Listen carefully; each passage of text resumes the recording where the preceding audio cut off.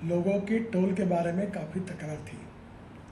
सरकार ने जो निर्णय किया है वो बहुत बड़े प्रमाण पर जनता को राहत देने वाला है।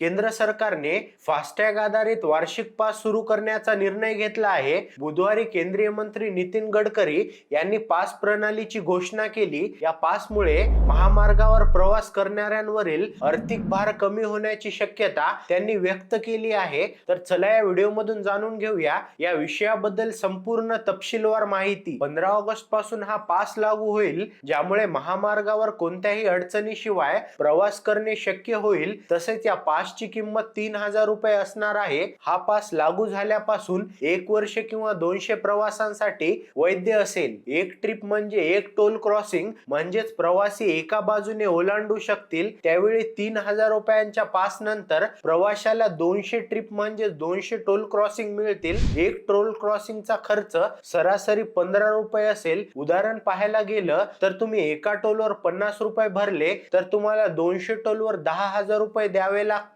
आता या पास नंतर तुमचे किमान 7,000 रुपये वाचतील। वार्षिक पास हा फक्त राष्ट्रीय महामार्ग म्हणजेच NH आणि राष्ट्रीय द्रुतगती मार्ग म्हणजेच एनी टोल प्लाझावर वैध आहे। महामार्ग मंत्रालयाने सांगितले की वार्षिक पास फक्त खासगी गैरव्यावहारिक कार, जीप, व्हॅनसाठी लागू आहे। कोणत्याही व्यावसायिक वाहनांसाठी वापरल्यास तो कोणत्याही सूचना न देता तात्काळ निष्क्रिय केले जाईल। गडकरीजींच्या घोषणेनंतर रस्ते वाहतूक आणि महामार्ग मंत्रालयाने स्पष्ट केले, ज्यांच्याकडे आधीच फास्टॅग आहे त्यांना नवीन खरेदी करण्याची आवश्यकता नाही। मंत्रालयाने असे म्हणले आहे की वार्षिक पास तुमच्या विद्यमान फास्टॅगवर सक्रिय केले जाऊ शकते जर तो पात्रता निकष पूर्ण करत असेल।